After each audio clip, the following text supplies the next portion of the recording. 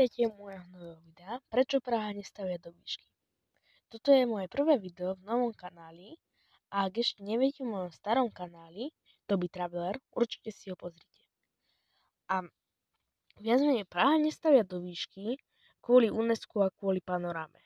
UNESCO je zapísaná vlastne v UNESCO kvôli jej nádhernej panoráme a preto vlastne nedovolia.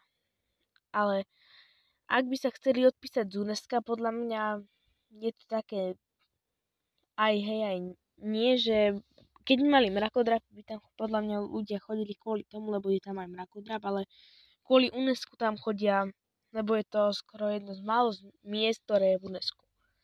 Frankfurt a Bratislava. Frankfurt už má strašne veľa mrakodrapov, my sme tam boli a fakt sa mi tam páčilo a Bratislava teraz nedávno vystavala prvý mrakodrap na Slovensku a tiež vyzerá celkom pekne.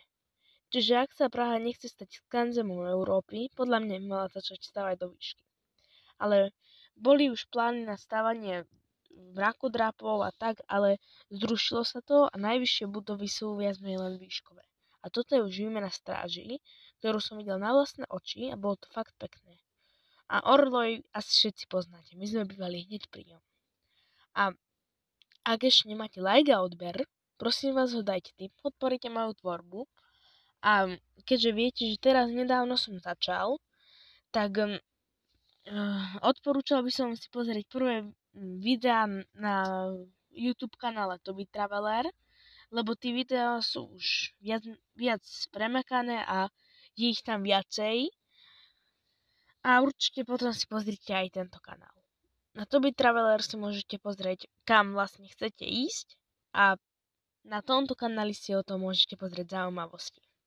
Určite toto nie je posledné video a ešte natočím hrozne veľa videí. Tu budem vydávať videá menej často, lebo sa to ťažšie robí a podľa mňa je to aj také, že viac zaujímavé, čiže musím si to aj naštudovať niektoré veci viem, ale potrebujem si nejaké tie zaujímavosti doštudovať alebo fotky ponachádzať a tak. A preto Praha nestavia do výšky. Ak ešte nemáte like a odber, tu máte návod, ako ho dáte. Ďakujem. A ak ste video pozerali až doteraz, tiež vám patrí veľká vďaka.